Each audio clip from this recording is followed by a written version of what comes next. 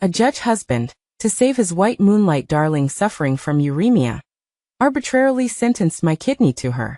I explained to my husband that I had kidney failure, and another kidney transplant would certainly kill me. But my husband roared at me with disgust. Victoria is so seriously ill, and you're still here being jealous. Do you even have a heart? Under my husband's forced judgment, I was sent to the hospital for a kidney transplant. In the end, due to worsening kidney failure, I died miserably in a deserted corner of the hospital. While Julian was by Victoria's hospital bedside, I was lying on a cold operating table, waiting for death in despair. Tubes filled my whole body, and the sound of the machines, like the Grim Reaper claiming a life, reminded me that it was time to go. Until my electrocardiogram became a straight line, news of a successful operation came from Victoria's side. The emergency lights in the operating room went out, and my eyes closed forever. Perhaps I had a lot of resentment before my death, because my soul actually came to Julian's side. Watching Julian hug Victoria, who had escaped death, his eyes red with excitement, my heart also sank to the bottom. I wanted to ask Julian, when we were both pushed into the operating room at the same time, did he have even a moment of concern for my life and death? The answer was no. After all, Julian had sued me in court for Victoria's illness.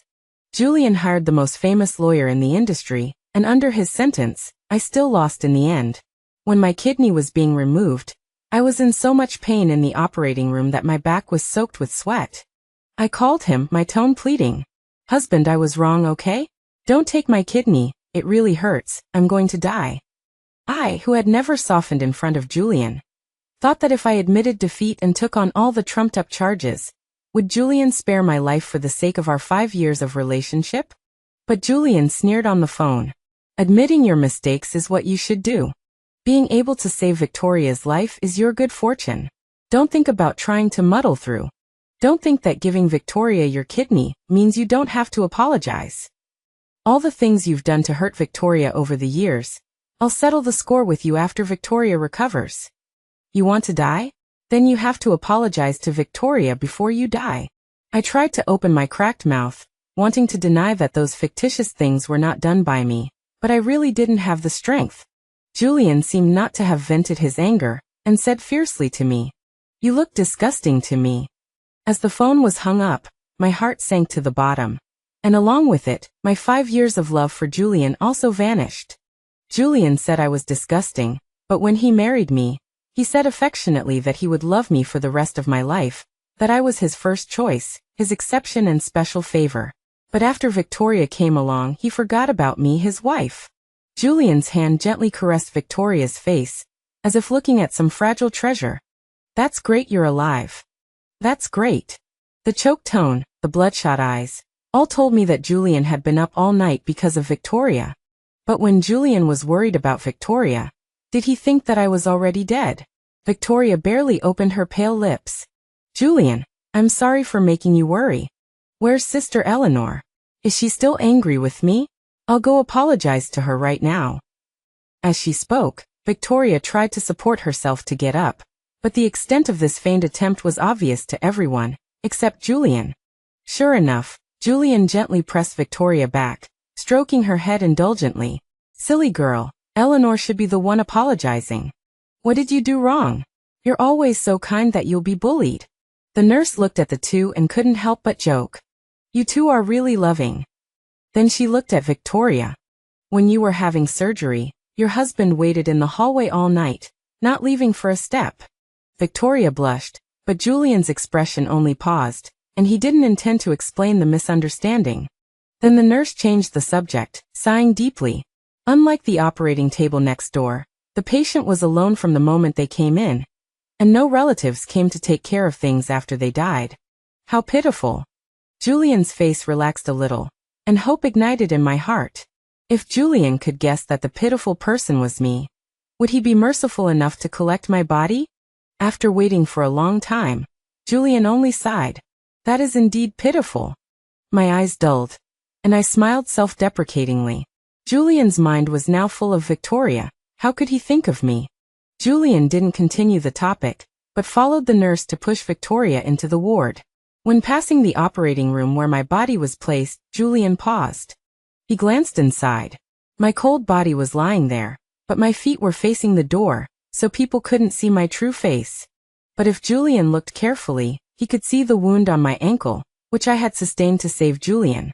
After Julian and Victoria entered the ward, Caleb ran in from outside, brushing past Julian. Caleb grabbed my hand trembling, his voice shaking. He wanted to touch my hair, but when his fingertips touched my cold forehead, 2 lines of clear tears flowed down. Idiot, it would have been better if you had married me back then. You wouldn't have fallen to the point where no one cares even when you're dead. Looking at Caleb's travel-stained appearance, my nose was still sore. It seemed that he had just returned from another province. In fact, Caleb had left the city since I got married. The reason Caleb gave me back then was that Julian couldn't tolerate him, and he didn't want to bring me unnecessary trouble, so it was better to leave. I was an orphan, adopted by the Chi family when I was 7 years old, and Caleb was my nominal brother. At first he didn't like me, but as time went on, he became better and better to me. I broke off with my adoptive parents for Julian back then. The reason was simple. They wanted me to marry a business partner. I knew that they adopted me not because they liked me, but because they lacked a marriage partner. Caleb helped me escape from the Chi family. As for Caleb's affection for me, I had known it for a long time. But in the end, I still married in order to protect Caleb. Compared to Julian, I couldn't marry Caleb, at least my adoptive parents would not agree. Caleb took my body away. At the same time, Julian was going out to buy food for Victoria, just because Victoria said she suddenly wanted to eat a small cake from a place 30 miles away. Julian got up without hesitation. But when I just wanted to eat the rice ball downstairs, and asked Julian to bring it to me when he got off work, he was too lazy to go out of his way. When Caleb met Julian head-on, my body was covered with a white cloth. Julian and Caleb looked at each other. Julian knew Caleb. Make way. Caleb didn't speak politely. Yes, how could Caleb be polite to someone who personally killed me? Julian's expression was complicated, and he took a step back. After all, one should respect the dead. But when Caleb turned around, Julian's gaze fell on my ankle. Wait a minute. Julian seemed to remember something and chased after him. Who is the dead person to you? My breath caught, afraid that Caleb would directly reveal the information of my death, and even more afraid that Caleb wouldn't say anything. I was very eager to see what Julian's reaction would be after he knew of my death. Caleb was silent for a long time, then suddenly spoke. It's my wife. I was stunned, and Julian was also stunned. Julian knew about my situation, including Caleb's love for me. When did you get married? Julian blurted out subconsciously, and after asking this question, he was also a little stunned. Caleb sneered and retorted unceremoniously. I don't think that's Mr. Julian's business, is it? Julian choked, somewhat mockingly. You used to say you loved Eleanor, but I see you're nothing more than that. Caleb, who had already walked away, paused, looked back at Julian, and left only one sentence. Compared to you, I haven't done enough. Such obvious sarcasm. I don't believe Julian couldn't hear it. I followed Caleb away, looking back at Julian. I seemed not to love him as much as I used to. Victoria was discharged from the hospital a month later, and Julian picked her up. Compared to me, who only had one Caleb after death, Victoria's ward was so lively. All her relatives and friends were crowded in the ward. When Julian appeared, the whole place boiled over. Judge Julian, when are you going to marry our Victoria? Seeing how anxious you are about her, our Victoria is so happy. Victoria lowered her head shyly, her voice as small as a mosquito. Don't say that, Julian is already married. I don't want Sister Eleanor to hear and misunderstand us. I don't want to be a third party, otherwise she'll make things difficult for me again. One of her friends said sarcastically. What's so good about that petty woman who only knows how to be jealous? Julian loves you. The one who is not loved is the third party.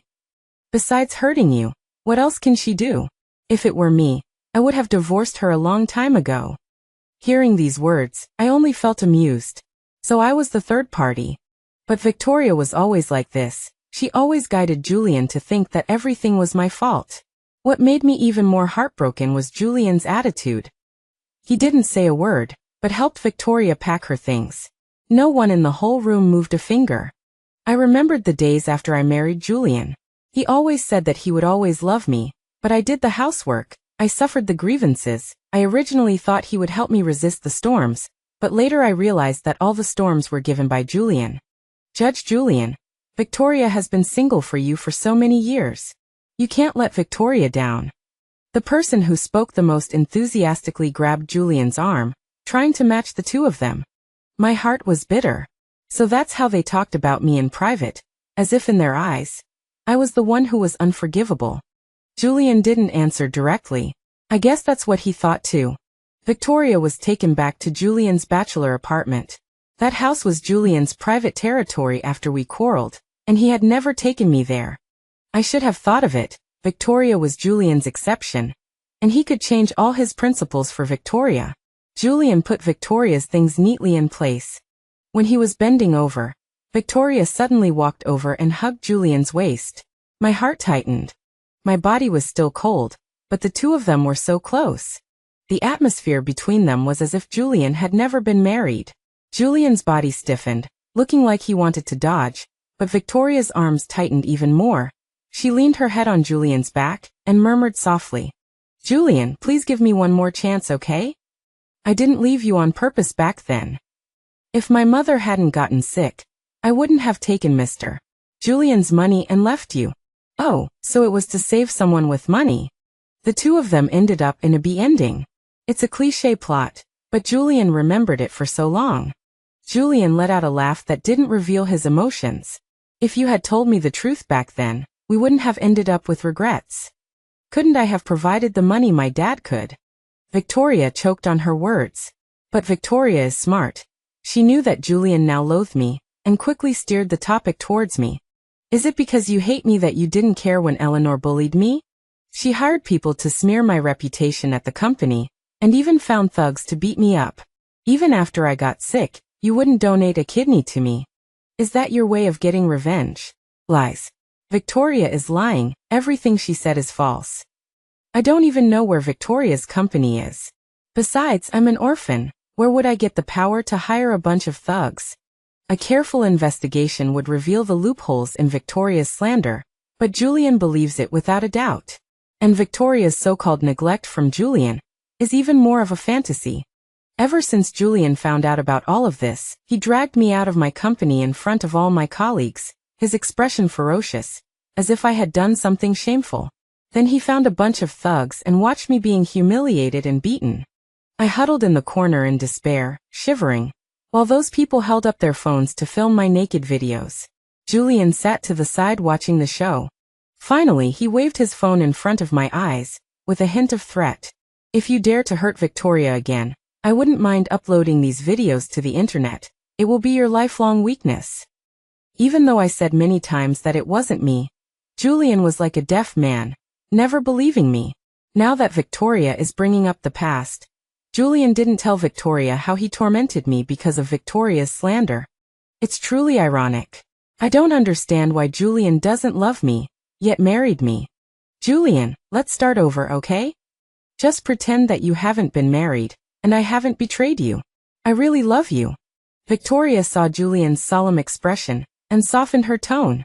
Victoria has always been good at coaxing Julian, and Julian always fell for it.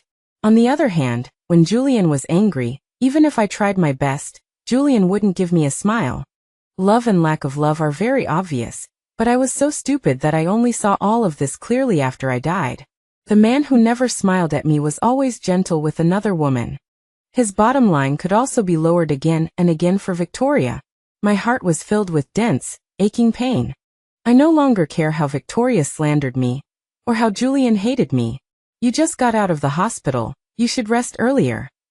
Julian pushed Victoria away, didn't directly answer Victoria's question, and left. After Julian left, Victoria stomped her feet in anger. Julian came downstairs and looked up at the balcony of our house. It was pitch black. I always left a light on for Julian back then. No matter how late he came back, that light could always shine on the path beneath his feet. Julian was visibly stunned. After returning home, Julian opened the door. The place hadn't been lived in for more than a month, and a coldness greeted him. Julian frowned. Eleanor, how long are you going to sulk? I just sued you. If you didn't know Victoria, I wouldn't have treated you like that. Julian shouted towards the bedroom, his tone filled with disgust and blame. I followed Julian, just smiling coldly. 5 years of affection couldn't compare to someone else's few words. Fortunately, I died, otherwise there would have been more days like this in the future. Today Julian could want my life for Victoria. Tomorrow he could do anything. Julian searched the whole house for me. The dishes I made before going to the hospital were still on the table, but they were already moldy, unrecognizable from their original form. That day happened to be our 5th wedding anniversary. I waited and waited, but what I got was a court order for compulsory enforcement. Even if I didn't ask, I knew that Julian was comforting the soon-to-be-reborn Victoria that day.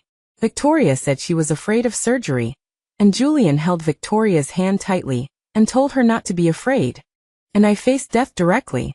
When I needed Julian the most, he was hoping for someone else to live. Julian frowned as he looked at the mess on the table, took out his phone and called me. 1 call, 2 calls, I couldn't even count how many times Julian called me. He rarely insisted like this. To be precise, Julian never took the initiative to call me if there was nothing important. He was quite patient today. But that call no one answered. Julian saw that the phone couldn't get through and sent me a WeChat message. He sent a voice message directly. Eleanor, haven't you sulked enough? The house is a mess. I haven't even settled the score with you yet, but you ran away first. I give you 1 hour to get back here, otherwise we'll get a divorce. Divorce. Divorce is good. If Julian had mentioned it before, I probably would have agreed, and I wouldn't have ended up like this. Soon Julian's phone vibrated. The light in his eyes visibly brightened, but when he saw that it was a message from Victoria, it dimmed significantly. I don't know if it's just my imagination. Julian, I left something at the hospital. Can you help me get it? Julian quickly replied with okay. When he was putting on his coat, he still waited at the door for a moment. He turned around and looked at the house, his expression unclear. I smiled bitterly. It's already late at night, but Julian is always like this, always responding to Victoria's requests. I once had a stomachache in the middle of the night and asked him to take me to the hospital, but he said the hospital was too far. Now the hospital isn't far, is it? Julian drove to the hospital and found the ward where Victoria had stayed. He ran into a nurse head-on. I recognized that nurse. She was next to me during the surgery, and she also saw the live broadcast of me going to court on TV. She felt very sympathetic towards me. When the nurse saw clearly that it was Julian, she snorted in disdain. What? Only now do you remember to look for your wife who died on the operating table? Julian stopped. He looked at the nurse in disbelief. What did you say? Who died? The nurse looked at Julian as if he were mentally challenged. Your wife, Eleanor. I really don't know how you acted as her husband. Your wife had kidney failure, and you let her donate a kidney. Isn't that taking her life? Julian froze in place. A glimmer of hope actually rose in my heart. But the next second, Julian's words made me feel cold from head to toe. I really didn't expect Eleanor to be so capable that she could even bribe people here. How can she be so shameless? Is there any dirty thing she can't do? The nurse and I were both speechless at Julian's words. So in Julian's heart I was actually this kind of person. The nurse sneered. I finally know why Eleanor died so miserably alone. It's so tragic to have a husband like you with a brain problem. After the nurse finished speaking, she was about to leave, but Julian stopped her. He glared angrily. What nonsense are you talking about? I didn't expect you to be so dedicated. How much money did Eleanor give you? I'll give you double. Now tell me where Eleanor is. Watch me expose her clumsy acting in person. As he spoke, Julian forcibly pulled the nurse, wanting to find me. The nurse shook Julian off in horror. Mr. Julian, please respect yourself. This is a hospital. Julian just rolled his eyes. Feeling guilty. Tell me what department you're in. You know what I do, right? It's easy for me to send you to court. As long as you tell the truth, your job can still be saved. The nurse was instantly terrified in place, her face pale, and her shoulders were shaking. I'm sorry. I was bewitched. Please forgive me, don't take away my job. I was icy cold all over. Almost, just a little bit. I was looking forward to Julian's reaction when he found out I was dead. But I also understood the nurse's fear. Yes, even I, as Julian's wife, could be sent to court by him without any mercy. And the nurse was just working diligently here, so naturally she was even more afraid. I won't blame the nurse. I just feel that Julian's stubbornness makes my heart cold.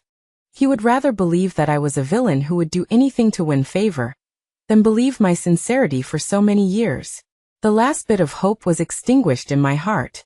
I followed Julian out of the hospital like a walking corpse. To be accurate, I was just a soul without a body.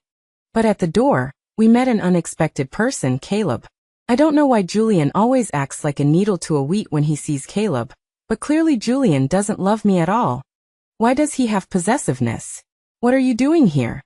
Oh, I know you and Eleanor have been having an affair for a long time, right? That's right, you two are birds of a feather, a perfect match. Julian said such sharp words with a sneer. Caleb's shoulders trembled slightly. I don't know if he was angry or sad. Maybe Caleb felt it was not worth it for me. I'm already dead, and Julian is still throwing mud at me. Caleb chuckled. He didn't deny it, but boldly admitted it. Yes, if you hadn't intervened between us, Eleanor and I would have been together long ago. Julian was stunned for a moment. Perhaps he didn't expect Caleb to admit it so readily. His expression was very complicated.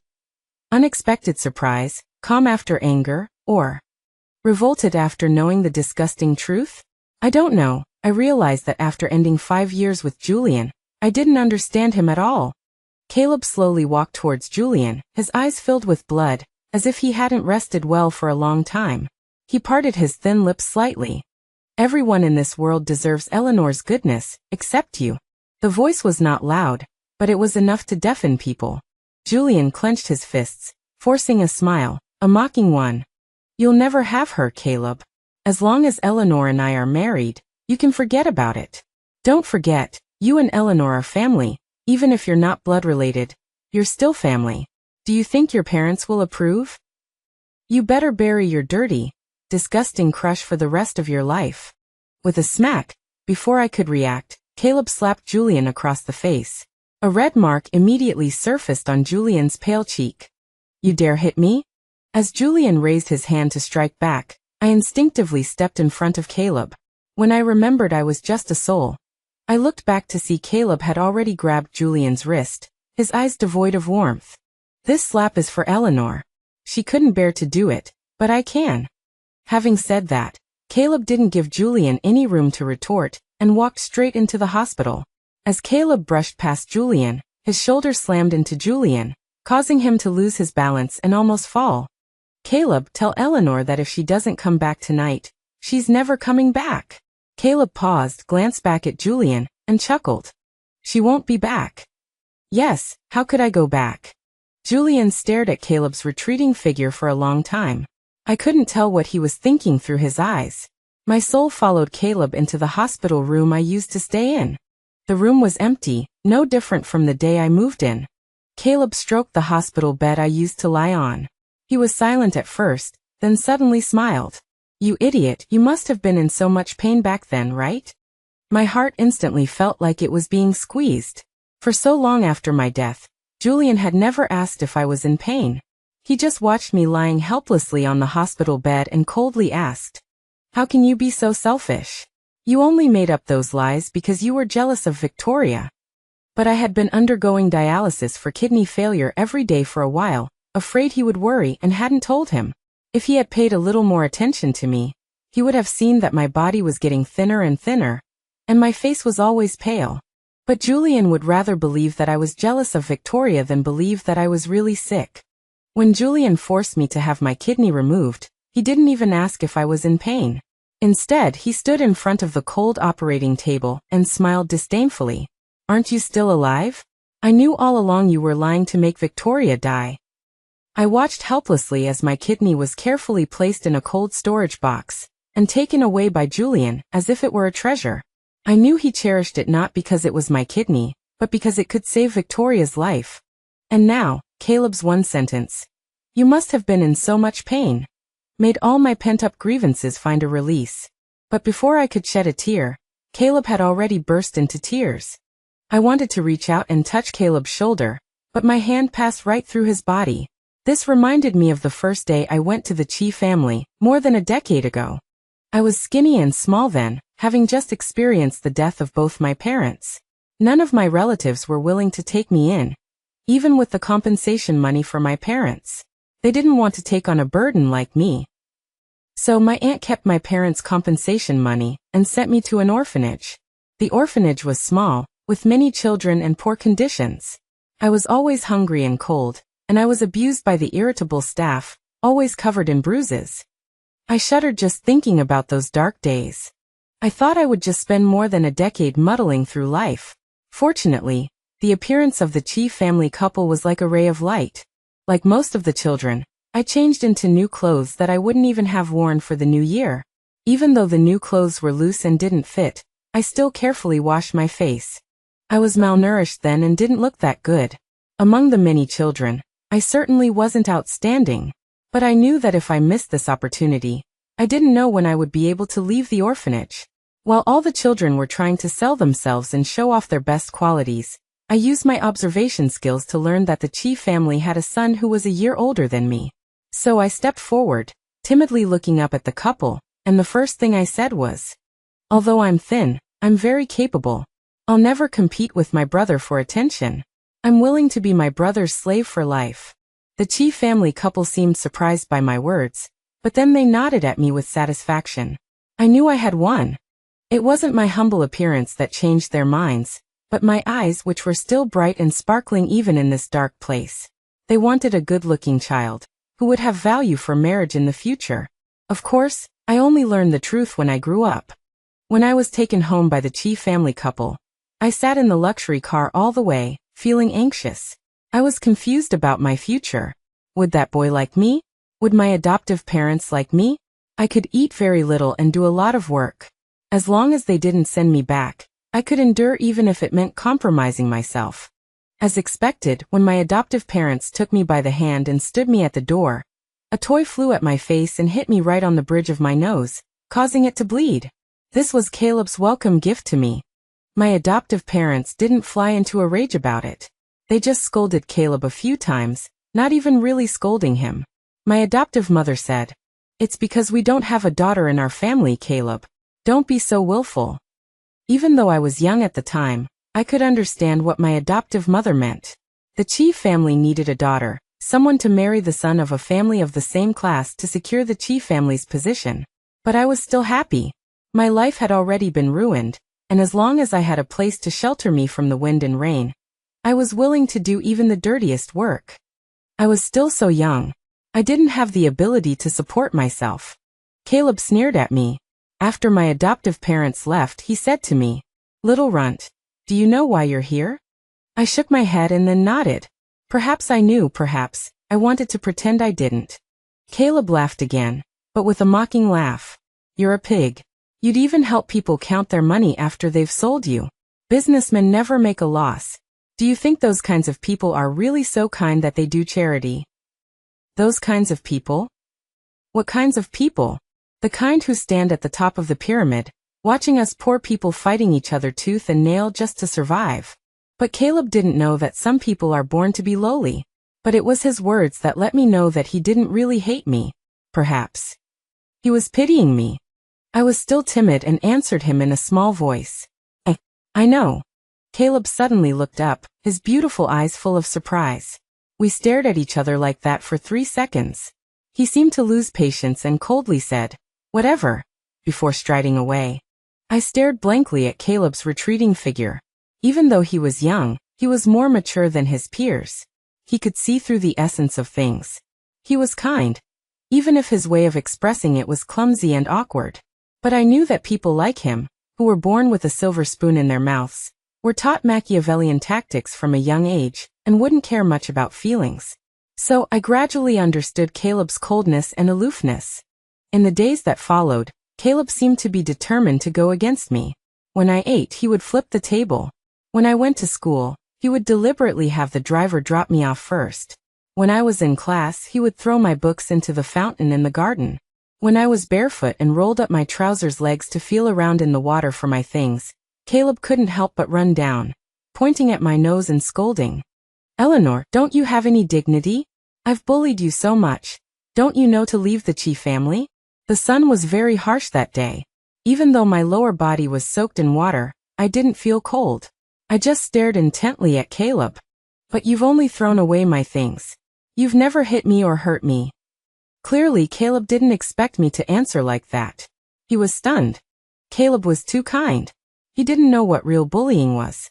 It was starving until your stomach cramped, wearing only thin old clothes in winter, freezing until your legs trembled, being locked in a small dark room whether you did something wrong or not, and being whipped with a belt until your skin broke open, the sound of the whipping drowning out the noise outside. That was real bullying. Caleb stomped his feet in anger, leaving behind what he thought was the most vicious thing he could say. You just continue to be a dog for the Chi family. Watching Caleb's exasperated figure, I continued to lower my head and fish my books out of the water. Just a drop of crystal clear tear fell into the water, creating a small ripple. Wasn't I just a dog too? It was just that being a dog in the Chi family was a little more comfortable. From then on, Caleb seemed to be unable to think of any other ways to bully me. During meals, he would also use the excuse that he didn't like to eat meat and push the fatty braised pork in front of me. Also, when I overslept and ran to the car, he would pretend to be angry and say, "How annoying, Martha didn't wake me up again today, making me late." When I got to school, the books and stationery in my desk were brand new. I glanced at Caleb and met his gaze. He awkwardly looked away. I lowered my head, and the corners of my mouth unconsciously turned up. I knew it. Caleb was kind. As for when the two of us started to have different feelings, was it probably just that time had passed and feelings grew? I didn't know. It was just that when I learned that I was going on a blind date with Julian, Caleb lost control for the first time in front of me and my adoptive parents. When I was about to leave, Caleb stood firmly in front of the door, roaring hysterically, "Eleanor, if you dare leave this house, we will never be possible." The expressions of my adoptive parents were complicated. It was the first time that Caleb had shown me his truest feelings for me. But my adoptive father looked at me seriously. "Eleanor, you've been eating and drinking for free in the Chi family for so many years. Do you really think we're doing charity?" I understood what my adoptive father meant. He wouldn't make a loss.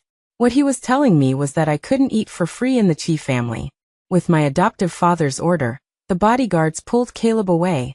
I watched as his fingers were peeled off the door one by one. He roared heart-wrenchingly, and finally could only be locked in the room. On the way to the blind date with Julian, past memories flashed through my mind like a revolving lantern. I felt ashamed because I had fallen in love with Caleb. This forbidden love was not allowed. From the first day I stepped into the Chi family's door, my adoptive father had solemnly instructed me. He said, "Eleanor, we will give you the best education and living conditions, provided that you do not have any thoughts that you should not have about Caleb. I hope you will always be clear about your position." At that time, I was in such a hurry to find a place to belong that I agreed without thinking, and even signed an agreement. When I heard that I was going on a blind date with someone else, my heart ached for the first time. But I knew that apart from a marriage alliance, I had no other choice. When I returned from the blind date, Caleb's room was empty. Only the photo of the two of us was still on the desk. He hadn't taken it with him. At that time, I thought, Caleb probably hated me in his heart. That's good. Hate is always easier than love. "Eleanor, I never heard you say you liked me." Caleb's hoarse voice pulled me back from my thoughts. I gently stroked his hair, but I still couldn't say the words that I liked him. What if I like him? What if I don't like him? After marriage, my heart was already occupied by someone else. Even if it wasn't worth it, I knew that this was my destiny. For the first half of my life, I lived in the Chi family like a maggot in a ditch. Not a single day was for myself, and it was still the same after marriage. Even after death, I couldn't follow my own wishes to reach bliss early. I couldn't bear to watch Caleb staring sadly at the place where I used to live, so I went back to Julian's side again. Julian returned to the single apartment where Victoria lived, and as soon as he entered, Victoria rushed up and hugged him. "Julian, why were you gone for so long?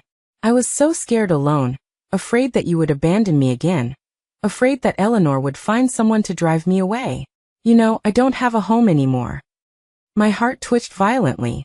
Julian's hand, which was hovering, finally tightly embraced Victoria's back. He answered in an extremely patient and gentle voice. Don't worry, didn't you ask me to get something for you? I also brought you the porridge you like to drink the most. Quickly go to the table obediently. Julian coaxed Victoria like a child, and I saw a trace of disdain flashing in Victoria's eyes. Strange, Victoria clearly loves Julian. Why would she have such an expression? Julian watched her with his cheek in his hand while Victoria was drinking porridge. I remembered that in the 5 years that Julian and I were married, I carefully prepared 3 meals a day for Julian, but he always stared at his phone while eating. I told him not to play with his phone while eating. I just wanted to say a few more words to him, and he would always impatiently say, if I don't handle these things myself, will you handle them? Are you capable? You're just an adopted daughter of the chief family. You don't even have a decent education. Every time, I would clench my fists tightly. It's not that I didn't have a decent education. It's just that I was raised by the chief family from a young age to be a well-behaved and sensible wife from a wealthy family, putting my husband first in everything. But I had no reason to refute, and those grievances were like cotton stuffed in my chest. I couldn't say them. So Julian cannot look at his phone at the table. It's just that the person isn't me. Is Sister Eleanor still throwing a tantrum? Should I go and apologize to her? After all, it's because of me. Victoria put down the spoon and looked at Julian pitifully, with tears in her eyes. How many times has Victoria mentioned me? I looked at Julian, and as expected, he was still disgusted after hearing my name. What did you do wrong? The person who should apologize is her, that selfish ghost. If she hadn't dragged her feet and refused to donate a kidney, she would have almost killed you. You're still thinking about her. To be honest, you're just too kind. What will you do without me by your side in the future? Saying that, Julian raised his hand and brushed away the stray hair on Victoria's forehead. I couldn't help but sneer. What did I do wrong? I just wanted to let myself live. What was wrong with that? Victoria seemed very satisfied with Julian's answer, and excitedly scooped a spoonful of porridge and brought it to Julian's lips, acting cute. This porridge is very delicious, you try it too. I held my breath and stared blankly at Julian. He was a germaphobe. Once, I just accidentally picked up the wrong cup and drank a sip of water from his cup, and he threw the cup into the trash can. That was the first time I saw Julian so angry. He questioned me. Don't you have your own cup? Is the water in my cup so fragrant? Don't you know I'm a germaphobe? Even the quilts we slept with were one for each person. He had his own special bowl. After his cup was thrown away, he would rather drink water from his bowl than use my cup to make do. We have been married for 5 years, and Julian has never kissed me once. Even on the day of the wedding ceremony, when the host asked me to kiss him, he turned his head to avoid it, and impatiently told the host to skip this step. The host and I stood awkwardly on the stage at that time. The host was blank for a moment, but I barely smiled and waved my hand to let him continue. I expected Julian to resist Victoria as he resisted me, but in the next second, Julian unexpectedly drank the porridge without any dislike. My heart suddenly sank to the bottom. Julian doesn't have a germaphobe? He just thinks I'm dirty. I smiled wryly and watched Victoria happily ask Julian if it was delicious. It turns out that a heart dies in an instant. I thought I was despicable enough to be with Julian before my heart was clear, so I tried hard to make up for my guilt towards him and forced myself to fall in love with him. But when I really fell in love with him, I realized that he, like me, also had an impossible person living in his heart. It's just that his past hasn't passed. Julian spent the night with Victoria in the apartment. He didn't sleep peacefully this night. I looked at his knitted eyebrows and the fine sweat on his forehead. I was wondering, what was he dreaming about? Was he dreaming about the dead me? Or was he dreaming about the pain of separating from Victoria in the past? I sat by Julian's bed all night. Ghosts don't need to sleep. When Julian was sleeping, I seemed to hear him faintly say words like, "Eleanor, don't die." Maybe I heard it wrong. How could Julian care about my life or death? The sky gradually brightened, and Victoria was still asleep, with a satisfied smile on her face. Julian glanced at Victoria and got up gently. I only felt ironic. We have been married for 5 years, and he has never considered whether getting up would wake me up. His alarm clock is very loud, and his movements when getting up are very loud. I have difficulty falling asleep in the first place, and I am tormented by illness, so I can barely fall asleep only in the second half of the night. But once I was woken up, I couldn't fall asleep anymore. I had also told Julian about this, but he never remembered it. Julian went out to wash up, but he didn't know why he was staring at his toothbrush in a daze. For 5 years of marriage, I would always help him squeeze the toothpaste and fill the water for brushing his teeth. I knew he was very busy and wanted to let him sleep a little longer, so I wanted to save him some time. At this moment, can he also think of me, who got up early to squeeze his toothpaste, ironed his work clothes, and arranged everything for him? Julian looked at himself in the mirror, and I was standing behind him, but unfortunately he couldn't see me. He hesitated and squeezed the toothpaste himself, but he accidentally squeezed too much toothpaste, and the excess fell on the sink. He was inexplicably irritable, and wanted to take out a paper towel to clean up, but the more he cleaned, the worse it got. It was already late, so he had to brush his teeth hastily and return to the bedroom. At this time, Victoria woke up. She walked behind Julian and hugged his waist, acting cute. "Julian, why did you get up so early?" Victoria's voice was hoarse and intimate with just woken up. Julian was buttoning his buttons, smiled helplessly. "I have to go to work first. You sleep a little longer. I'll arrange for someone to send you breakfast later." "Don't." Victoria acted cute. "I can't sleep. Lie down with me for a while." Julian was buttoning his buttons, smiled helplessly. "I really have something to do at the company." Victoria pouted, as if remembering something, and asked, "Is there still no news about Eleanor?" Mentioning my name again, this time I no longer expected anything. And Julian paused, and said as if he was throwing a tantrum, "No, don't worry about her. I think I've spoiled her too much. She's been playing hide and seek with me for so long." Victoria observed Julian's expression, and said cautiously, "Could something have happened to her? Although she's very excessive." "But what could happen to her?"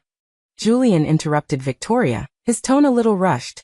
"Her body is very good. The so-called kidney failure before was just an excuse to evade responsibility. Now I don't know where she's hiding, waiting for me to regret begging her, just dreaming." These words were like saying to Victoria, but more like emphasizing to himself.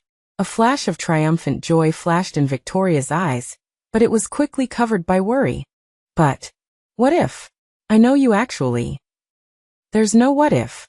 Julian suddenly turned around, stared at Victoria, with a serious face. "Victoria, I hope you understand, in my heart, Eleanor is simply incomparable to you. The past 5 years were your and my helplessness. Now everything is back on track, everything is in the past."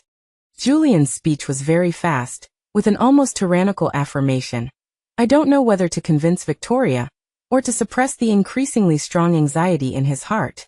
I bit my back molars tightly. It turns out that Julian agreed to marry me in the first place just to protect the white moonlight in his heart. That's right, at that time, Julian was already struggling to walk at home, and he had no say. Although he was a judge, the Shun family was in business and needed to marry the Chi family to stabilize the Shun family's position. So Julian became the chess piece that could be sacrificed at any time. Victoria's conditions were just average, and the Shun family naturally looked down on her, so the Shun family used Victoria's life as a threat to force Julian to submit. Julian retaliated against me for all the suppression that the Shun family had put on him. How ridiculous. Victoria seemed to be frightened by Julian's attitude, shrank back, her eyes slightly red. "I'm sorry, Julian, I didn't know you sacrificed so much for me, and I didn't mean to make you angry, I just didn't want you to be too stiff with Sister Eleanor because of me. After all, you are legally husband and wife." Victoria deliberately emphasized legally married couple, as if constantly reminding Julian that as long as there wasn't that piece of paper between me and him, Julian could break free. Seeing Victoria's fragile and pitiful appearance, Julian's tone immediately softened. "Silly girl, don't overthink it. The problem between me and her was never just because of you. She's selfish, full of lies, intensely jealous, and her methods are dirty. She's been too disappointing." Julian pulled Victoria into his arms, gently patting her back, as if she were the victim who needed protection. And I, floating in the corner, watched this familiar scene, my heart already a numb wasteland.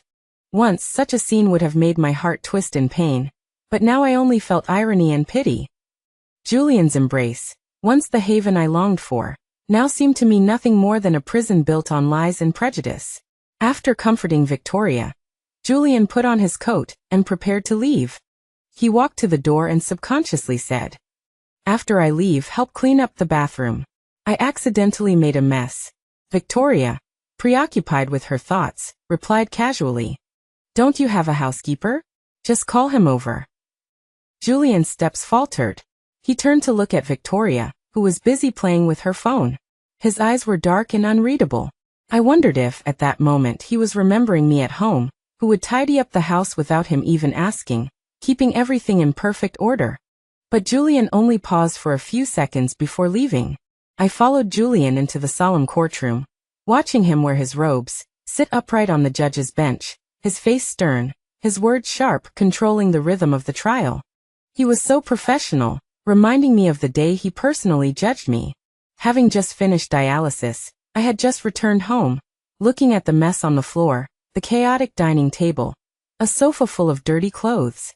I pulled down my sleeves, trying to cover the needle marks, and began to clean up with my weak body. The memory of Julian threatening me to donate a kidney the day before yesterday was still vivid, making my heart ache. Although I refused, I thought Julian would give up, but a moment later, there was a knock on the door. The court notice was delivered directly into my hands. My mind went blank, my ears buzzing, unable to hear the surrounding sounds. I forgot how I managed to reach the courthouse in a daze. Julian sat on the judge's bench as seriously as he did now, looking at me coldly. Julian hired the most powerful lawyer, a lawyer who had never lost a case in his career. And I didn't even have time to find a lawyer for myself, so I could only find a novice in the courtroom. My defense lawyer seemed cramped and nervous under all sorts of unreasonable clauses, and the result was undoubtedly a loss. When I was forcibly taken to the hospital, I grabbed the corner of Julian's robe, begging, "I have kidney failure. I really can't donate a kidney." Afraid that Julian wouldn't believe me, I raised my sleeve in front of him for the first time, my arm covered with blue needle marks, so shocking that even the people in the audience gasped. I had hidden my illness because I didn't want Julian to worry, but I never thought he would force me to reveal the truth in this way. I thought Julian would be moved, would unconditionally believe me, but the look in his eyes was as if he were looking at a cockroach. He frowned. "Eleanor, I used to think you were just a selfish and self-serving beast, but I didn't expect you to not only be full of lies, but also try to deceive me, to deceive the jury, by hurting yourself. Why don't you just die?" When I was taken away by the bailiffs, my body was limp, my strength seeming to have been drained away in that instant, powerless, pale. It was in this courtroom that my dignity, my personality, were all personally strangled by Julian. So being here at this moment gave me a physiological rejection. But my soul can't leave Julian for long, otherwise it feels like being electrocuted. Yes, souls can feel pain too. The court was hearing an economic dispute case. The lawyers on both sides were engaged in a fierce battle of words, and Julian keenly captured every detail, making a fair judgment. But he could clearly and rationally make judgments when facing strangers. Why, when it came to me, did he not believe anything I said? Or was it that he was already prejudiced? Looking at him like this, I vaguely saw the calm and wise judge who had made me fall in love with him. Once upon a time, I was attracted to his unique temperament, thinking I had found a soulmate to entrust my life to. Even though I buried the fiery and somewhat disreputable feelings of my youth deep in my heart. But now, I knew clearly that this fairness had never truly come to me. In the courtroom where Julian judged me, the evidence was his one-sided accusation. The lawyer was hired to ensure my defeat, and the judge was his already biased heart. During the mid-trial recess, Julian returned to his office, rubbing his forehead. His assistant brought him a cup of coffee and mentioned, "Judge Julian, a package your wife sent to the court has been in the mailroom for a long time. Would you like me to bring it up for you?" Julian was stunned. "A package? When did this happen?" "About a month ago. At that time you were busy with Ms. Victoria's surgery. And the lawsuit, so I didn't bother you. A month ago, that was when I had already died. It seemed Caleb had sent it in my name." Julian frowned, as if talking to himself. What is she up to again? Is there anything she can't say at home? Why waste my working time? My soul trembled. Victoria would often send him trivial little things, and he would patiently unpack them, take pictures, and post them on his social media. How could it be that when it came to me, important documents were a waste of his time? Julian still asked his assistant to fetch the package. When the package arrived, the outer packaging had already been carefully removed by the assistant, leaving only a document bag. As Julian reached in hesitantly to take it out, I saw the words medical certificate written on the paper. My breath caught. I didn't expect Caleb to send my medical certificate to Julian after all. But this time, I didn't expect Julian's reaction. However, I didn't see Julian's reaction because Victoria ran in the next moment. Julian, I'm so bored alone. I came to find you to play. Julian casually threw the document aside, and the gust of wind that Victoria brought in knocked the document into the gap in the desk. I instinctively reached out to catch it, but the document passed directly through the palm of my hand and fell into a place where no one could see it. You stay here obediently for a while, and after this lawsuit is over, I'll take you to your favorite restaurant. Victoria nodded obediently and sat in Julian's chair, flipping through Julian's things casually. Julian didn't blame Victoria, but continued the court session with his assistant. I smiled bitterly. I still remembered the time Julian had left his documents at home, and I was afraid he would be worried, so I ran to Julian's office to deliver them. Julian was still in court, so I put the documents on his desk. Seeing that his desk was covered in dust, I helped him wipe it, and when Julian came back and saw me, Julian's first reaction was not surprise, but blame. Who told you to enter my office without permission? Who told you to touch my things? Can you afford to take responsibility if something is lost? In an instant, I felt like a child who had done something wrong, and immediately took out the documents he had left behind, saying carefully, "You left your things at home. I brought them to you." Julian snatched the documents from my hand, and the edge of the paper cut my finger, and blood quickly seeped out, but Julian ignored it and said impatiently, "Can't you just call a delivery service? Is this the kind of place someone like you can just enter?" In that moment, the feelings of inferiority and shame flooded my mind, and I was at a loss. In the end, it was Julian's assistant who sent me out, patiently explaining to me, "Madam, please don't mind. Judge Julian has been a little busy lately, and may be under a lot of pressure. He's definitely not targeting you." Even if he said that, I knew that Julian wouldn't bring work matters into his life. He just purely didn't like me. The kindness released by a stranger was better than my own husband. From then on, I never went to Julian's office again. And Victoria could not only enter Julian's office at will, but also flip through his things casually. At this time, he was not afraid of losing his important documents. Julian's rules were always made for me. Victoria was spinning in Julian's chair, looking bored in his office. Her eyes swept over the mountain of case files on the desk, and her lips pursed, clearly showing that she had no interest in these things. She casually opened a drawer, flipping through the small objects inside, like a spoiled child exploring her own territory. When she picked up a delicate pen case, a hint of greed flashed in her eyes, but she quickly returned to her innocent and harmless expression. I floated to the side, watching her performance with a cold eye. This woman who had once made my husband infatuated looked so hypocritical and pretentious in my eyes. Every subtle expression, every seemingly unintentional movement, revealed the traces of her careful calculation. Julian's office is so boring, it doesn't even have a decent decoration, Victoria said to herself, putting the pen case back in its place and turning to the bookcase. My gaze unconsciously drifted to the document bag that had been forgotten in the desk crevice. The medical certificate that could prove my innocence and prove that I was indeed terminally ill. It lay quietly in the darkness, like the pain and grievances that were not seen in my lifetime. If Julian had seen this document then, how would he have reacted? Would he have believed me? Would he have felt a little remorse for what he had done? These questions swirled in my mind, but I quickly laughed at myself. Does the answer still matter at this point? Even if he knew the truth, he would probably, as usual, find all sorts of reasons to prove that I was lying, trying to gain sympathy. After wandering around the office, Victoria seemed to be bored and sat down in Julian's chair, taking out her phone to play.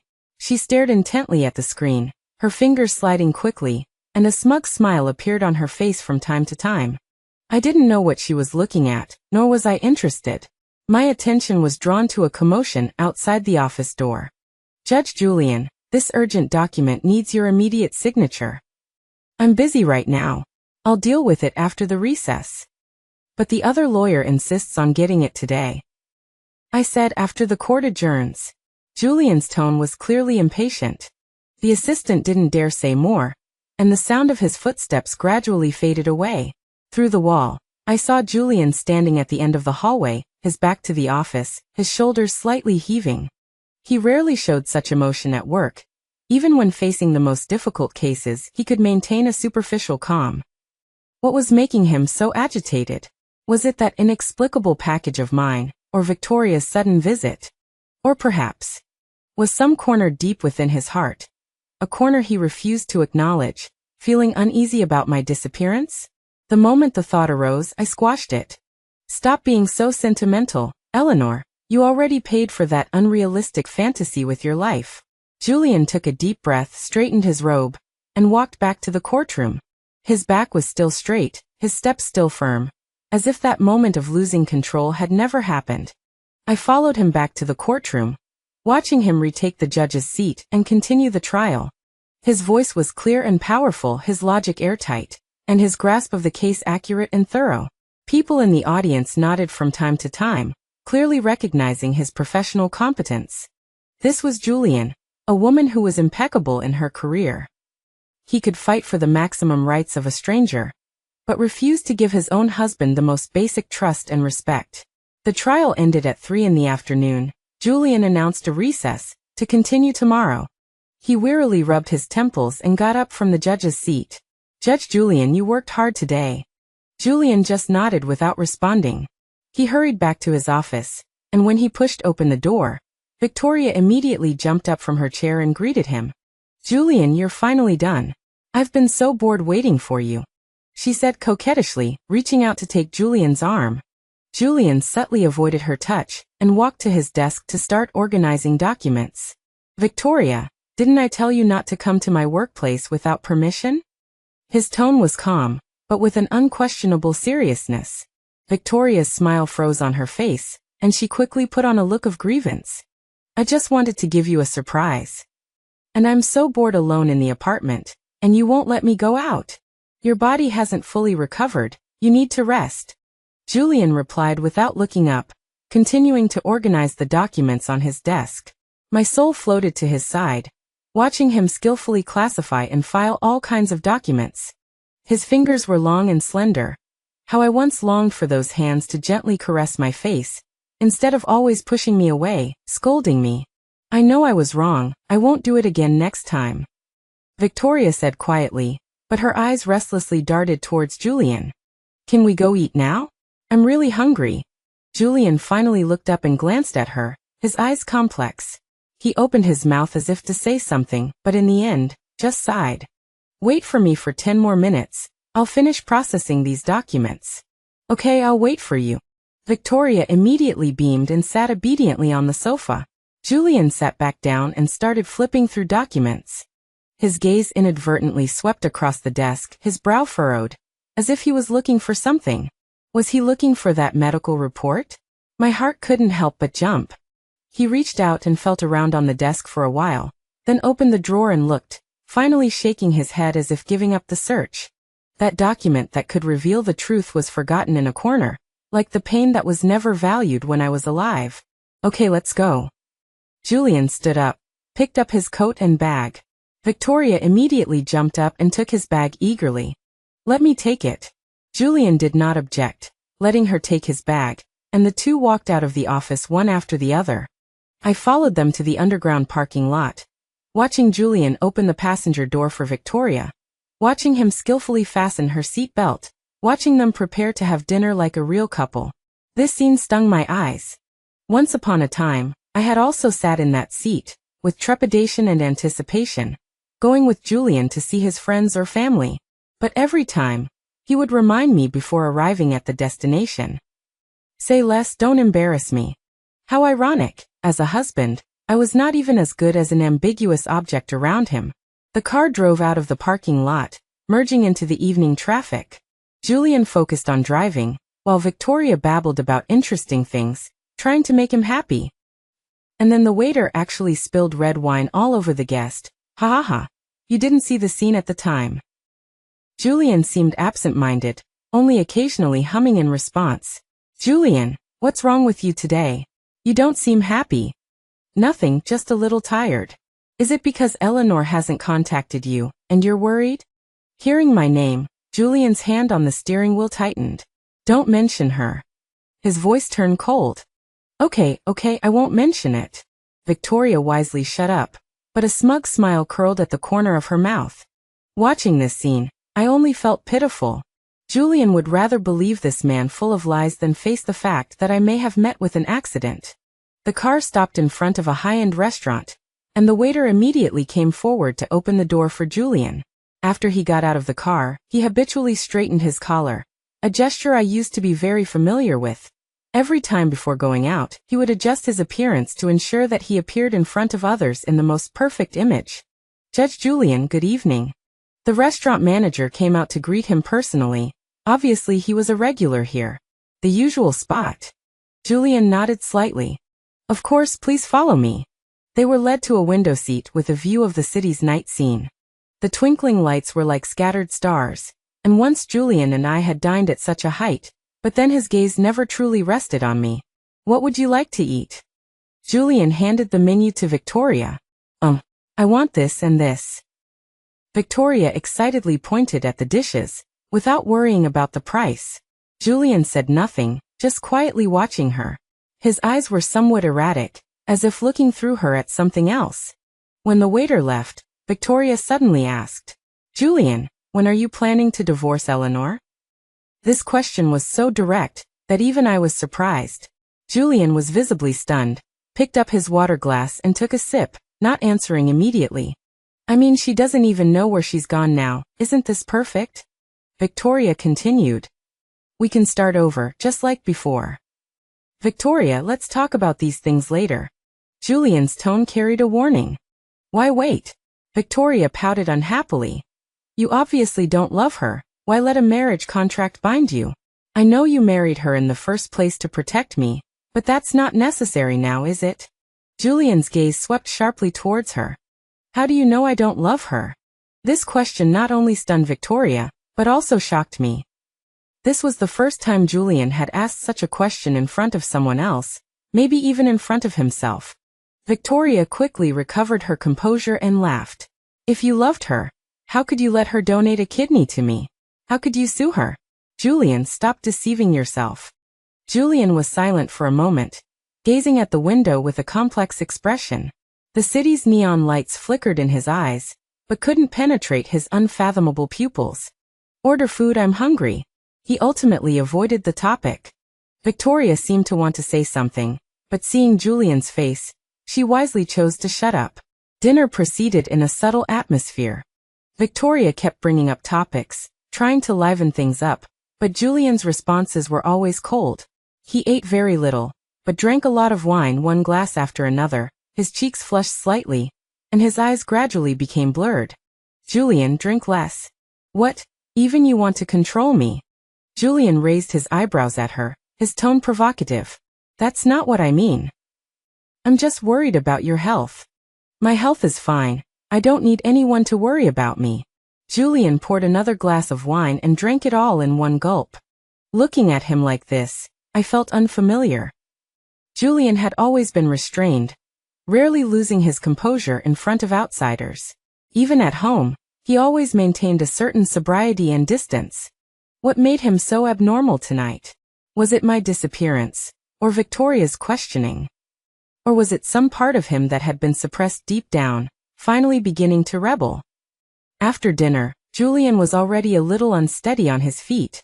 Victoria helped him out of the restaurant, and after the waiter brought the car over, she naturally took the keys. I'll drive, you rest for a while. Julian didn't object, got into the passenger seat, and closed his eyes. The car drove smoothly on the way back to the apartment, and the car was silent. Victoria occasionally turned her head to look at Julian, her eyes full of possessiveness and calculation. Julian, she whispered, let's go home. Home. Which home? The home where Julian and I lived together for 5 years. Or the bachelor apartment he prepared for Victoria? The answer was obvious. The car finally stopped in front of the apartment building I had never set foot in. Victoria helped Julian out of the car and into the elevator.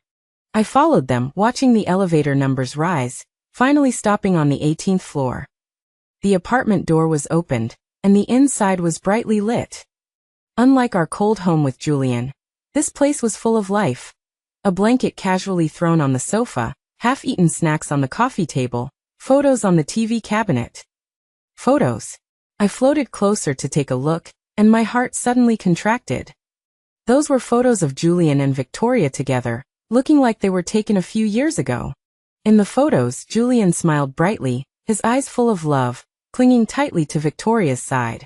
I had never seen this expression on his face, even when we were newly married. So he could really love someone like that. It's just that person wasn't me. Victoria helped Julian to sit on the sofa and poured him a glass of water. Drink some water, it'll make you feel better. Julian took the water glass, but didn't drink it, just staring blankly ahead. Victoria, he suddenly said, his voice hoarse. Do you think Eleanor will really have an accident? Victoria's body stiffened noticeably, but quickly returned to normal.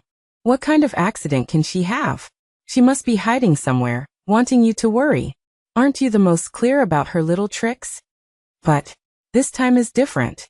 Julian lowered his head, his long hair obscuring his expression. She's been missing for over a month. I can't reach her by phone. She doesn't reply to WeChat. Even Caleb says she won't be back. Hearing my name spoken from his mouth, with a tone I had never heard before, my soul couldn't help but tremble. What was that? Worry? Regret? Or fear? Can Caleb's words be trusted? He's always been hostile to you, wishing you and Eleanor would break up. Don't think so much. She'll come back when she's had enough fun. Victoria sat down next to Julian and gently put her arm around his shoulders. Julian didn't push her away, but didn't lean on her either, just sitting quietly. You know, he said softly. I dreamed about her yesterday. My heart jumped. Dreamed about her? Dreamed about Eleanor? Victoria's tone was a little nervous. Yeah. Julian nodded. I dreamed that she was covered in blood, standing in front of me, asking me why I didn't believe her. His voice became lower and lower, eventually becoming almost a whisper. It's just a dream, it doesn't mean anything. See, you're just too tired. That's why you had such a nightmare. Is that so? Julian raised his head, looking at her with bewildered eyes. But that dream was too real, so real that I could smell the blood. Don't think about it. Go take a shower and get a good night's sleep. Victoria interrupted him, stood up and wanted to pull him up. But Julian broke away from her hand. Victoria, he looked directly into her eyes. Are you sure Eleanor hired someone to hurt you? This question was like a heavy hammer, hitting not only Victoria, but also me. This was the first time Julian had questioned her accusations. Victoria's expression instantly became aggrieved and hurt, but quickly returned to normal. Julian, what do you mean by that? Do you think I'm lying? I just want to confirm. Julian's tone was surprisingly calm. After all, there's no solid evidence for those things. Evidence? Aren't the wounds on my body the best evidence? Victoria excitedly rolled up her sleeves, revealing a few faint scars on her arms. And those harassing phone calls and text messages, did I make them all up? Julian looked at those scars, his eyes flickering. I remembered those injuries. Victoria had accidentally fallen and injured herself, but at the time she insisted that I had hired someone to beat her. And Julian, without even investigating, believed her words. I know you're in a bad mood because of that dream, but you can't suspect me because of it. Victoria's voice was tearful. I love you so much, how could I lie to you? Classic Victoria performance. Whenever facing accusations, she would play the role of the victim, using emotional blackmail to divert the topic. To my surprise, this time Julian didn't immediately appease her. He just quietly watched her perform, with a look of scrutiny I had never seen before. Victoria, he said slowly, if one day I find out you lied to me, what will happen? Victoria's expression froze, but only for a moment. She returned to that pitiful look. How could I lie to you? Julian, did you hear some gossip? Was it Caleb? Or did Eleanor say something to you before she disappeared? Julian didn't answer, just stood up and walked towards the bathroom. I'm going to take a shower. Watching his leaving figure, Victoria's expression gradually darkened. She stared at the bathroom door, her eyes full of unease and anger. I floated in front of her, trying to read more information from her eyes. How many secrets are hidden by this woman I have always regarded as a rival? Is her affection for Julian love, or just exploitation and possession? The sound of water came from the bathroom. Julian was washing away the alcohol and fatigue. And in the living room, Victoria took out her phone, quickly typed a paragraph of text, and then deleted it. Her movements were sneaky, obviously not wanting Julian to find out. Who was she contacting? Why was she being so secretive? Curiosity drove me to pass through the wall and enter the bathroom. Julian stood under the shower, letting the hot water wash over his body. His eyes were closed, and it was hard to tell if the water on his face was water or tears. Eleanor. I heard him softly calling my name. At this moment, my soul seemed to be torn apart. Why? Why is it only now that he's starting to show that he cares about me? If he had, even just a little bit, believed me, cared about me, would there have been a different ending between us? The sound of water stopped, and Julian walked out of the bathroom wrapped in a towel. His cheeks were flushed from the heat, but his eyes were still dazed. I'll sleep in the guest room, he said to Victoria, then walked straight to another room. Victoria clearly hadn't expected this development, and hurried to follow. Julian, why aren't we? I'm tired and want to be alone. Julian interrupted her, and closed the guest room door. Victoria stood outside the door, her face ashen. She raised her hand to knock, but in the end, she didn't. Good night, Julian, she said to the door, her voice gentle, but her expression was twisted. I stayed in the living room, watching this woman with her superb acting skills drop her disguise.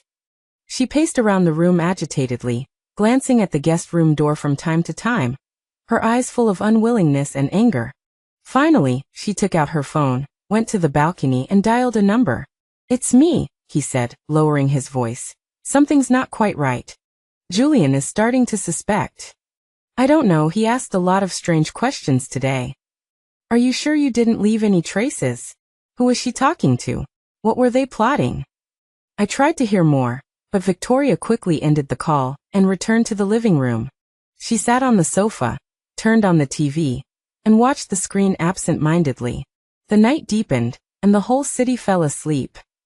And I, this soul with nowhere to go, could only wander in this apartment full of lies. In the guest room, Julian lay in bed, staring at the ceiling with open eyes. His phone screen was lit, displaying my phone number. He dialed it again and again, listening to the cold recorded message. His eyes gradually filled with despair. Eleanor, where are you? He murmured to himself. I'm right here beside you, Julian. I've always been here, but you can't see me, and you can't hear me. At 3 a.m, Julian finally fell asleep. I stood by the bed, watching his restless sleeping face. His brow was furrowed, and his lips trembled slightly, as if he were talking in his sleep. I leaned closer, wanting to hear what he was saying. I'm sorry. Eleanor. I'm sorry. This apology comes too late, Julian. Justice delayed is not justice, and a late apology cannot bring the dead back to life. The morning sun shone into the room through the gaps in the curtains, and Julian woke up. He sat up, rubbed his throbbing temples, and looked around the room in confusion, seemingly unable to remember where he was for a moment. When he was fully awake, he quickly got up, got dressed, and gently opened the door. In the living room, Victoria was asleep on the sofa, the TV still on. Julian glanced at her, didn't wake her, and walked straight to the door. Julian. Victoria was awakened by the sound of the door closing, and hurriedly got up. I'm going to work. You get some rest. Wait, I'll drive you. No need. Julian interrupted her, opened the door, and walked out. Victoria chased to the door, but the elevator doors had already closed. She angrily punched the wall and cursed softly. I followed Julian to the underground parking lot, watching him get into his car, but he didn't start the engine immediately. He lay on the steering wheel, his shoulders trembling slightly. Was he crying? For whom? For me, or for the shaky trust between him and Victoria? A few minutes later, Julian raised his head, wiped away his tears, and reapplied his makeup. When he looked in the mirror again, the once capable and decisive Julian was back. I thought Julian would go straight to the company, but unexpectedly he called Caleb. I'm at the coffee shop downstairs from your office. Is it convenient to meet? I couldn't hear what Caleb said, but judging by the direction Julian was driving, Caleb probably agreed. When the two sat face to face, I saw that Caleb seemed to have lost a lot of weight, and there were heavy dark circles under his eyes. My heart still tightened. What's wrong? Did you see the thing I sent you? Julian was stunned for a moment, then immediately realized. You sent that document. As he said that, Julian grabbed Caleb's hand. Where's Eleanor? I can't reach her. Tell her I forgive her. As long as she's willing to come back, everything that happened back then will be written off. Caleb scoffed and shook off Julian's hand. It seems you haven't opened it yet. Julian was surprised. What exactly is it? Caleb took a sip of his coffee, took out a 100 yuan bill, slapped it on the table, and stood up. Decide whether you want to look for Eleanor after you've seen it. I'm busy, and I don't have time to waste time with Judge Julian. As he said that, Caleb ignored Julian's attempts to stop him and left. Julian stared blankly out the window. I didn't know what he was thinking, and I never thought that the always high and mighty Julian would actually beg someone for me, but he clearly still thought there was something wrong with me just now. Julian sat in the coffee shop for a long time, long enough for the coffee to get cold and leave dark stains on the cup, before he finally got up and left. This time Julian still didn't go back to the court, but drove to the house where I and he had lived together for 5 years. When he opened the door, an even stronger smell of dust rushed over him. The rotten and moldy dishes on the dining table remained as they were, only covered with a thin layer of dust. The whole house was eerily quiet, with no sign of life. He stood at the door, hesitated for a moment before stepping inside. The crisp echo of high heels on the floor was particularly jarring in this silent space. Eleanor.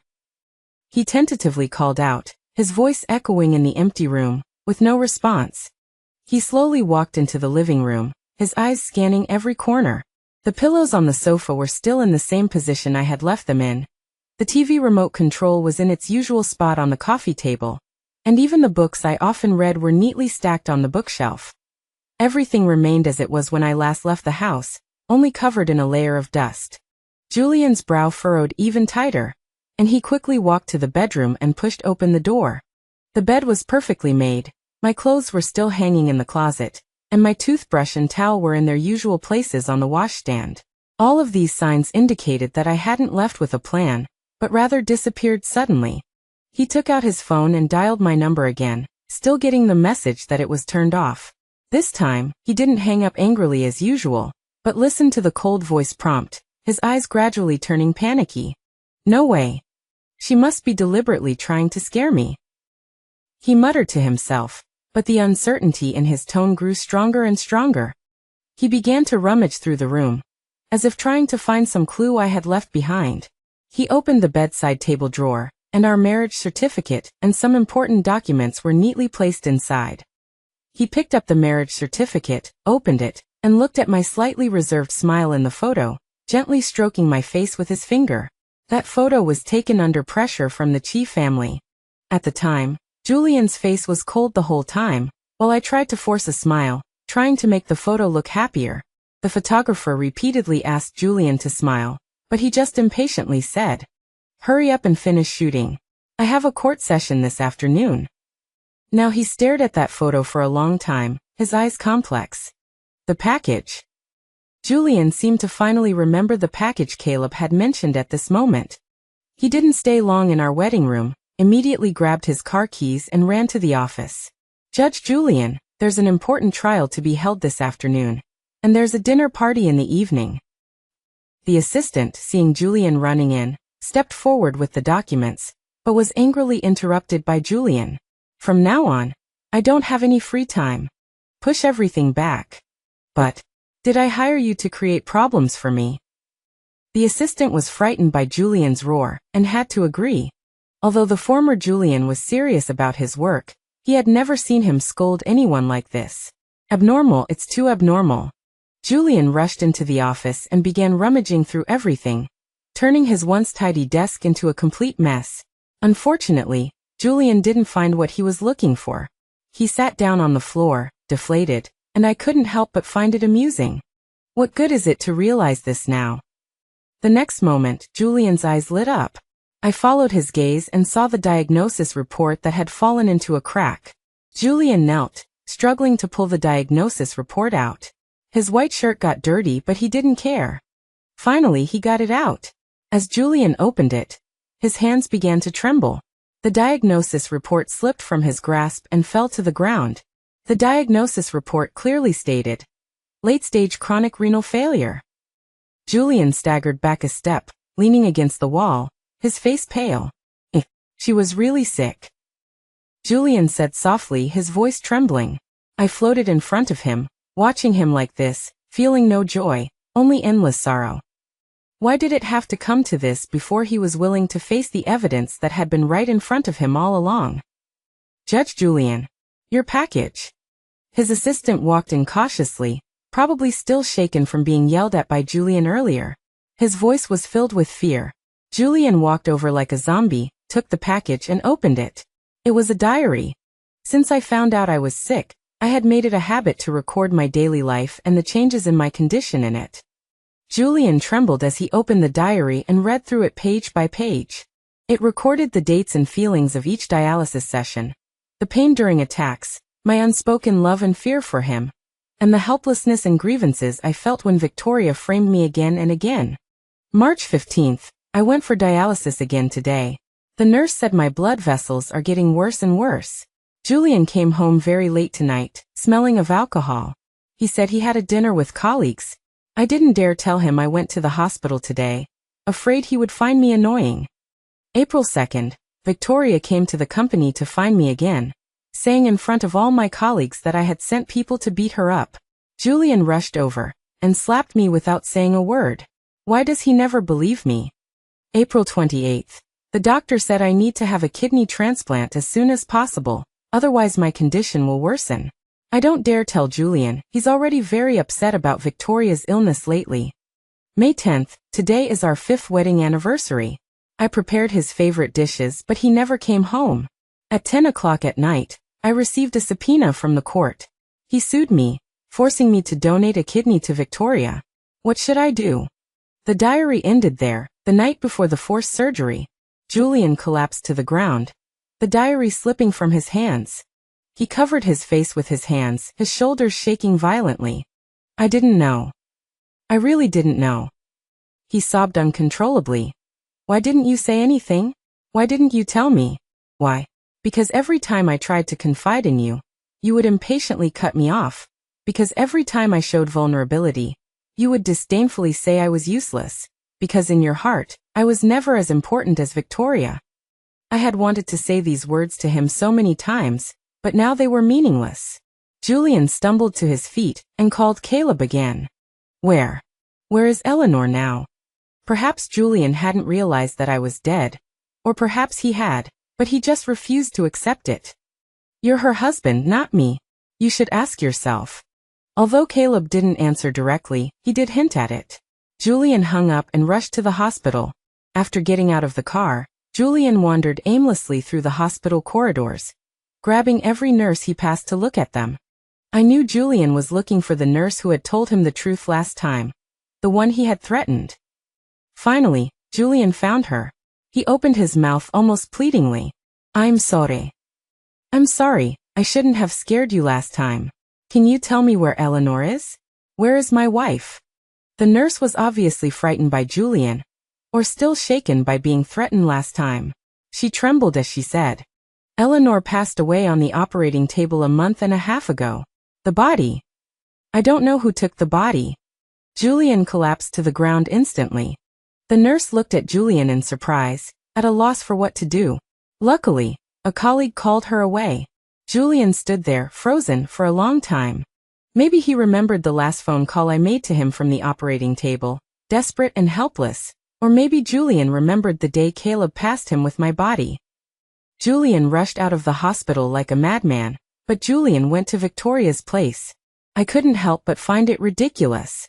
I thought that Julian would at least feel some guilt after learning of my death, but to him, even my dead self couldn't compare to Victoria. But when he arrived at the apartment, the door was ajar. Julian stopped and listened to the voices inside. Are you guys done yet? I already gave you the money, didn't I?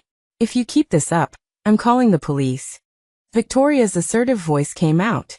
Julian instinctively reached out to push the door open. But just as his hand touched the doorknob, the man inside sneered. You think 20,000 yuan is enough to get rid of us? Don't you know the person we were going to scam was a judge? He almost killed us. You either give us another 500,000, or we'll go to Julian and reveal the truth, and let Julian see your true colors. Julian looked through the crack in the door. I also looked, and when I saw the faces of those men, my soul shuddered. They were the thugs Victoria had accused me of sending to beat her up. However, Victoria didn't realize that Julian was already standing outside. She impatiently took out a bank card and threw it at the thugs. This is all the savings I have. Take it or leave it. Take the money and get out of this city. Don't let me see you again. The leader, a man with a scar, smiled lewdly. Your simp is so rich and still pining for you. But you're so poor you can't even come up with 500,000. You're a real loser. Victoria rolled her eyes at them. If I didn't marry him, I'd still be an outsider. I have no right to inherit anything of his. What do you know? It's called playing the long game. Yes, Victoria would always look for Julian, but even if she was struggling financially, she wouldn't ask him for money. She was smart. First, if I were to investigate, he would have to return the marital assets we shared. Second, she could leave a good, unmaterialistic impression on Julian. The thugs laughed and waved the bank card. Call us again if you have any more jobs like this. We're old acquaintances. We'll give you a discount. The rumors we spread in your company for you worked pretty well, right? Victoria was losing patience and just urged them. Get out of here. He's about to come and bring me things. Remember, keep your mouth shut, or you'll suffer. You've probably seen Julian's methods before. When the thugs opened the door, they saw Julian standing there with a gloomy face. They were scared stiff and scurried away. A crack appeared in Victoria's face. Perhaps Victoria wasn't sure how much Julian had heard. She quickly rushed into Julian's arms, looking pitiful. Julian, Eleanor still won't let me go. She even sent those thugs to bother me. I'm so scared, Julian. Julian smiled self-deprecatingly, his cold voice coming from above Victoria's head. Eleanor is dead. Where is she going to find thugs for you? Victoria, have you been acting for so long that you've even convinced yourself? Victoria's body suddenly stiffened. Realizing that she had no way to defend herself, she let go of Julian and took a step back, sneering. Wasn't I doing all this for you? Why did you marry that bitch so quickly after I left? What's wrong with me? I just accepted money from your father. Julian, you were using Eleanor's feelings while messing around with me. Don't you think you're a hypocrite too? Thinking back to how long I had been married to Julian, I had never said a harsh word to him, but I should have said these things to him a long time ago. Julian slapped Victoria. I never hit women, but you've gone this far. I was blind. I'll give you two choices. Either you get out of this city right now, or you dig out Eleanor's kidneys and go die with her. Victoria was scared. She knew Julian's methods, of course, I knew them even better. It was true that Julian said he never hit women. He would have others torture me. I still remember when Victoria said I sent people to bully her. Julian called people over without saying a word and held me down in the bathroom of our marital home, surrounded by a group of thugs. Julian quietly moved a chair and sat in front of me. He looked at me coldly. Since you like to use such low-down methods, I'll let you know what it's like to get what you give.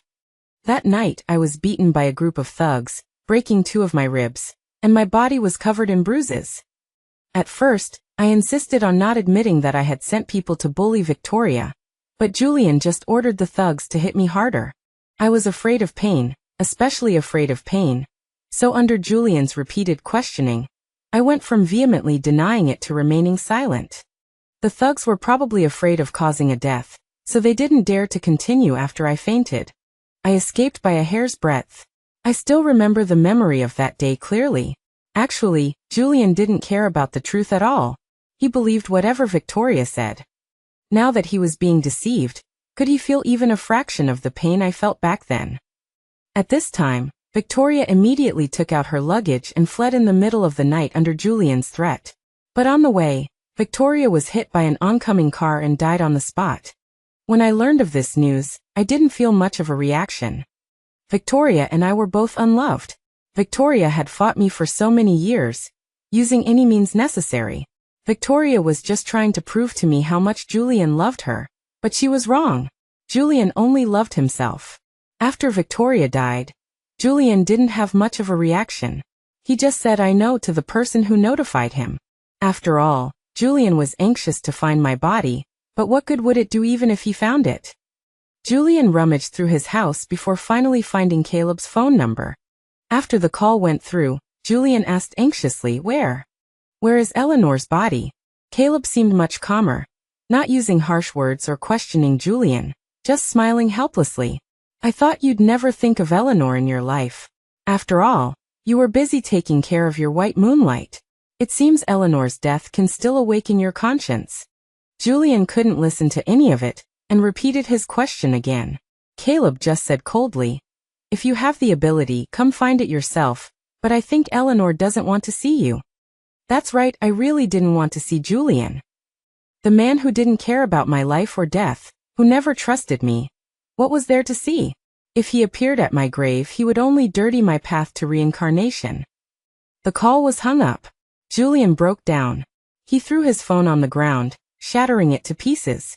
He squatted down, grabbing his hair, looking heartbroken. Is it guilt? Is it regret? Or is it sadness? All of this has long lost its meaning for me. I gave Julian many chances. I thought he loved me, so I gave him everything without reservation. But reality still slapped me hard in the face. It made me think of when we first met. Actually, when I first saw him, I didn't know he was the young lady of the Shin family, and he didn't know I was the adopted daughter of the Chi family. At that time, I went to the blind date as agreed, but I drank too much water on the way and suddenly needed to pee, so I ran to a coffee shop, but the waiter told me that only customers here could use it. Helpless, I thought about buying a coffee.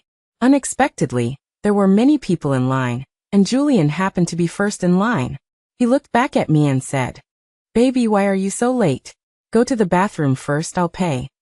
Julian was wearing a white dress at that time. Tall and thin, with a good appearance, it was hard not to be moved. I knew Julian was helping me out, so I went along with the situation and ran to the toilet. When I came out, Julian was still there, holding the latte I had just ordered in his hand. I gratefully transferred money to him, but Julian was not polite. He opened the QR code, and when I scanned it with my phone, I found it was a friend verification. The way adults interact is sometimes direct. I transferred the money to Julian, but he didn't accept it, and instead asked me to treat him to dinner. At the time, I was thinking that a cup of coffee was only a few tens of yuan, but a meal would cost several hundred. After we got together, Julian never mentioned Victoria to me. I thought we were both love at first sight, and we naturally got along. We got married after dating for half a year. But after the marriage, Victoria came back. From the beginning, I felt that the two of them were not right, but later Victoria's provocation became more and more obvious, and I finally realized that in Julian's past, there was a white moonlight that he would protect with his life. How ironic. As time went by, my soul seemed to become transparent. In the days that followed, Julian quit his job and drank all day at home. The floor was full of empty bottles. I was suffocated and wanted to escape, but I wanted to see how Julian would live without me even more. During Julian's few sober moments, he carefully washed the dishes, made my favorite dishes, and set 2 sets of cutlery. I just sat quietly opposite Julian. It's laughable to say, but after 5 years of marriage, Julian had never cooked me a meal. Only when I didn't need it did he start to make up for it. Belated affection is cheaper than grass. Julian looked at the empty space opposite him, and began to talk to himself. Do you know? The first time I saw you, you had Victoria's shadow. I loved her very much. I can't forget her. As time went on, I realized that you are you, and Victoria is Victoria. I started to get confused, not knowing whether I liked you or her. When the truth was revealed, I realized how wrong I was. Victoria was an obsession, but you were my future. Eleanor, can you come back? I'm begging you. Julian spoke with tears streaming down his face, but my heart couldn't be stirred up anymore. That kind of thing of looking for the shadow of another person on someone else is disgusting in itself. If I had known from the beginning, I would have chosen to be alone for the rest of my life, rather than choose Julian. But God didn't even give me a chance to regret. In the end, I got up from the dining table. I didn't want to hear those so-called confessions anymore, and I didn't want to know Julian's real thoughts when he fell in love with me. I felt disgusted. Julian lived in a daze like this for 2 months. He began to run out frequently, and he always came home exhausted. My soul was getting weaker and weaker, unable to withstand the direct sunlight, so I didn't know what Julian was doing outside. Until one late night, Julian went out, and I followed him to a cemetery. On a tombstone with my photo on it, I saw the words, "Wife of Caleb, Tomb of Eleanor." Only then did I realize that Julian had been going out recently to find my tomb. But when I saw this tombstone, Julian and I were shocked at the same time. Julian was angry, but I only felt bitterness. Actually, there was nothing between me and Caleb. He and I both knew that there was no possibility between us, so we both buried this relationship deep in our hearts. It was also Julian's appearance that made me forget that moment of budding love. I felt sorry for Caleb.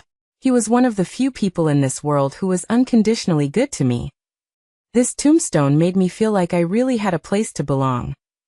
And Julian directly pushed down the tombstone and began to dig up my ashes.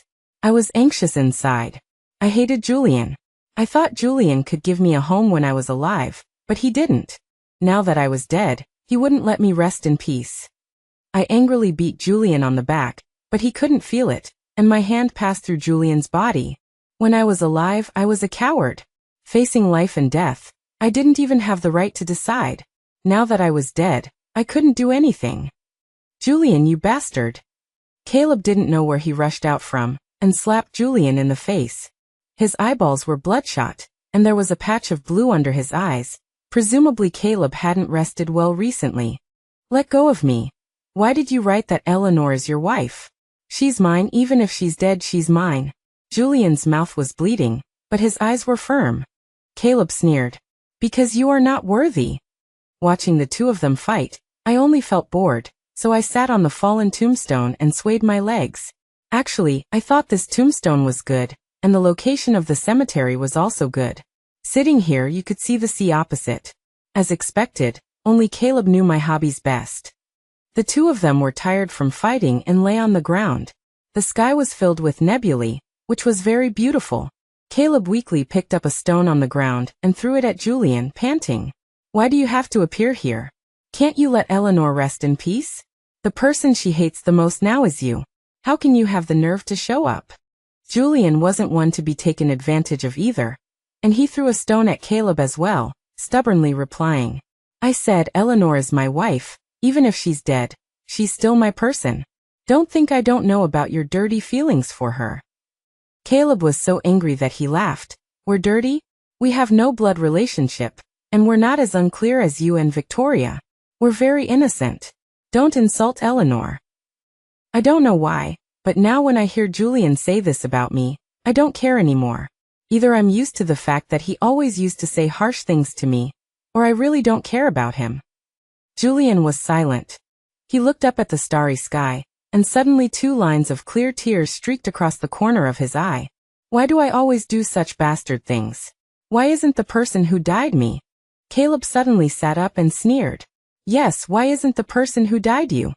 When Caleb left, he warned Julian to repair my tomb. Otherwise he would use all his connections to bring down the Shen family. I don't know what Julian was thinking. He lay on the ground for a long time. The night wind lifted the broken hair in front of his forehead, reminding me of the time when the two of us had camped before. The stars that night were more beautiful than tonight. It was on that night that Julian suddenly said to me, Eleanor, do you want to be my wife? From liking to love, from love to hate, only 5 years too fast. Julian suddenly stood up, bit his finger, and wrote on the tombstone, Tomb of Julian and wife. Immediately afterwards, Julian lay down in the pit he dug, smiled in relief, and took out a dagger and cut his wrist. I frowned as I watched the blood flowing nonstop from Julian's wrist. I don't know if it was my illusion, but Julian's eyes suddenly lit up when he looked in the direction of my soul. Eleanor. I finally see you. I miss you so much. If I had known that I could see you when I was about to die, I wouldn't have delayed for so long. The sudden eye contact still made me a little uncomfortable. I don't know why, although I followed Julian for so long after I died. There was still a sense of strangeness when he called my name. You won't speak, are you still blaming me? I really know I was wrong. I shouldn't have trusted Victoria. She's already dead, and no one will disturb us anymore. Eleanor, I love you really. Julian wanted to get up, but he didn't have the strength, and the light in his pupils was fading away. Eleanor, if there is a next life, I will definitely meet you earlier, cherish you, and never lose you again. Eleanor, do you hate me? I subconsciously shook my head. I don't hate you anymore, but I don't love you either. Thinking carefully, Julian didn't seem to have done anything wrong except for not loving me. There was no reason for me to hate Julian. Julian smiled bitterly. But compared to your indifference now, I'd rather you hate me. Julian's voice became lower and lower, and he slowly closed his eyes. I looked at the already dead Julian and only said one sentence. If there is a next life, let's never meet again. My soul was completely transparent. It was obviously late at night, but suddenly a strong light appeared. I walked into the light, a long-lost warmth. There was a mirror in the light, and I saw the image reflected in the mirror. Caleb stood in front of the Buddha statue, constantly kowtowing. He twisted the prayer beads, closed his eyes and prayed sincerely. I hope Eleanor can get what she wants. Looking at the calendar on the wall, it was before I died. So the reason why my soul lingered for so long after my death was because all of this was what I wanted in my heart. I wanted to see Julian regret it. I wanted Julian to love me. My wish was obviously simple. I just wanted to live a peaceful and happy life, choose a city to grow old in, and choose a person to support each other with. But I still thank Caleb. I hope that in the days without me he can let go of the past, start over, and find someone who is a good match and loves him, and grow old together. It's still a regret. I didn't even get to say goodbye to Caleb properly. I should thank him for dazzling my entire youth during my younger years.